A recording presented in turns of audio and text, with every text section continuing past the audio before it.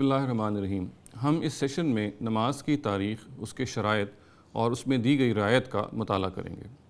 سب سے پہلے تو یہ دیکھیے کہ نماز ایک بالکل قدیم ورشپ ریچول ہے، یہ ایک بہت قدیم عبادت ہے اور جو تمام ڈیوائن ریلیجنز میں ہمیشہ سے چلی آ رہی ہے، تمام انبیاء علیہ السلام کے مذہب میں یہ ہمیشہ سے موجود رہی ہے۔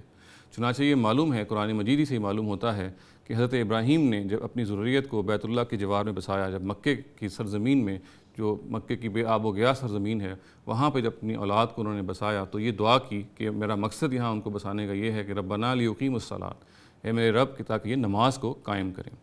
یہ معلوم ہے کہ حضرت اسماعیل کے بارے میں قرآن مجید میں الفاظ آتے ہیں وَكَانَ يَأْمُرُ أَهْلَهُ بِالصَّلَاةِ وَالزَّكَاةِ، یعنی وہ اپنے اہل خانہ کو، اپنے خاندان کو، اپنے لوگوں کو نماز کا اور زکوٰۃ کی تلقین کرتے تھے۔ اسی طریقے سے یہ معلوم ہے کہ حضرت موسیٰ کے قرآن مجید میں جب ایک موقع پہ اس کے واقعے کا ذکر آتا ہے تو اللہ تعالیٰ کہتے ہیں کہ اقم الصلاۃ لذکری، اے موسیٰ تو میری یاد کو برقرار رکھنے کے لیے، میری یاد کو قائم رکھنے کے لیے نماز ادا کر۔ اسی طریقے سے حضرت عیسیٰ کے بارے میں یہ الفاظ قرآن مجید میں نقل ہوئے ہیں کہ وَأَوْصَانِي بِالصَّلَاةِ وَالزَّكَاةِ مَا دُمْتُ حَيًّا، کہ مجھے میرے رب نے حکم دیا ہے کہ میں نماز قائم کروں اور زکوٰۃ دوں جب تک کہ میں زندہ ہوں۔ اسی طریقے سے یہ بھی قرآن مجید سے معلوم ہوتا ہے کہ نبی صلی اللہ علیہ وسلم کے اپنے دور میں جب قرآن اتر رہا تھا تو قرآن نے اس کی تحسین کی کہ بہت سارے اہل کتاب ایسے ہیں جو راتوں کو جاگتے ہیں، اللہ تعالیٰ کی عبادت کرتے ہیں اور سجدہ ریز ہوتے ہیں۔ منہم امۃ قائمۃ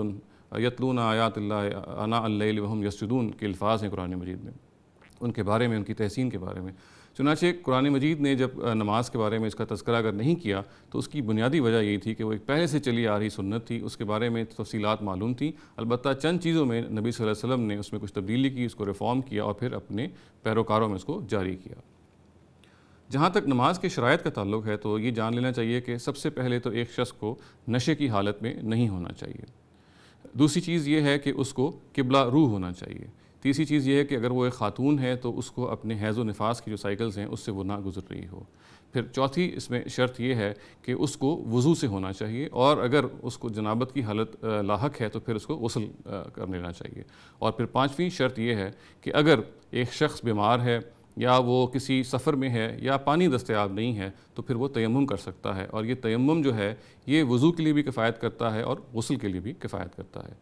جہاں تک اس کا تعلق ہے کہ وضو کا طریقہ تو وہ قرآن مجید میں تفصیل سے بیان ہوا ہے۔ سب سے پہلے جو ہے چہرہ دھویا جائے گا، اس کے بعد دونوں ہاتھ جو ہیں وہ کوہنیوں تک دھوئے جائیں گے، اس کے بعد سر کا مسح کیا جائے گا اور پھر پاؤں دھو لیے جائیں گے۔ وضو کی یہ حالت برقرار رہتی ہے جب تک کہ کوئی ایسی حالت نہ پیش آئے جس سے کہ وضو ٹوٹ جائے۔ اور یہ جو چیزیں ہیں جو وضو توڑتی ہیں، ان میں سے جو 4 چیزیں بیان ہوئی ہیں ہماری دین میں، ہماری شریعت میں، اس میں سے پہلی چیز تو یہ ہے کہ پیشاب کرنا یا پخانہ کرنا، یا تیسری چیز یہ ہے کہ ریح کا خارج ہونا، ہوا کا خارج ہونا، اور چوتھی چیز یہ ہے کہ ودی یا منی کا اخراج۔ تیمم جو ہے جیسے کہ میں نے عرض کیا، یہ ایک ایسی چیز ہے کہ جو غسل کا بھی قائم مقام ہے اور وضو کا بھی قائم مقام ہے، اور یہ ایک شخص اگر بیمار ہے یا پانی دستیاب نہیں ہے یا وہ سفر پہ ہے تو وہ یہ تیمم کر سکتا ہے۔ تیمم کا جو طریقہ بیان ہوا ہے قرآن مجید میں وہ یہ ہے کہ ہم کسی پاک جگہ کو اپنے ہاتھ سے چھوئیں گے اور پھر اپنے ہاتھوں کا مسح کریں گے اور اپنے چہرے کا۔ جہاں تک نماز میں جو رعایتیں ہمیں دی گئی ہیں اس کا تعلق ہے تو یہ معلوم ہے کہ اگر ہم نماز کا وقت اس موقع پہ آ جائے کہ جب آپادھاپی یا پریشانی یا افراتفری کی کیفیت ہو تو پھر قرآن مجید کے مطابق یہ ضروری نہیں ہوگا کہ نماز ہم اپنی اس اصل حیث ہی میں ادا کریں، قبلہ رو ہونا بھی ضروری نہیں ہوگا۔ اور اسی طریقے سے قرآن یہ کہتا ہے کہ ہم چلتے پھرتے یا اپنی سواری پہ جیسے تیسے بھی ہو ہم یہ نماز پڑھ سکتے ہیں۔ اور اگر یہ افراتفری اور پریشانی کا وقت سفر کے موقع پہ درپیش ہو تو یہ بھی معلوم ہوتا ہے کہ نماز کو قصر کیا جا سکتا ہے، اس کو مختصر کیا جا سکتا ہے۔ چنانچہ 4 رکعت کی جو نمازیں ہیں ان کو 2 رکعت کر دیا جائے گا، البتہ 3 رکعت اور 2 رکعت کی نمازوں میں تبدیلی نہیں کی جائے گی۔ اسی طریقے سے نماز کے جو اوقات ہیں اس میں بھی تخفیف کی جا سکتی ہے ان مواقع پہ۔ چنانچہ یہ معلوم ہے کہ ظہر اور عصر کی نماز کو جمع کیا جائے گا، اور یہ جمع ظہر کے وقت بھی کی جا سکتی ہے اور عصر کے وقت بھی کی جا سکتی ہے، اور اسی طریقے سے مغرب اور عشاء کی نمازوں کو بھی جمع کیا جا سکتا ہے، اور یہ جمع مغرب کے ٹائم پہ بھی ہو سکتی ہے اور عشاء کے ٹائم پہ بھی ہو سکتی ہے۔ یہ ایک مختصر آپ کہہ لیجئے کہ تعارف ہے نماز کی تاریخ کا، اس کے شرائط کا اور اس میں دی گئی رعایت کا۔ وآخر دعوانا الحمد للہ رب العالمین۔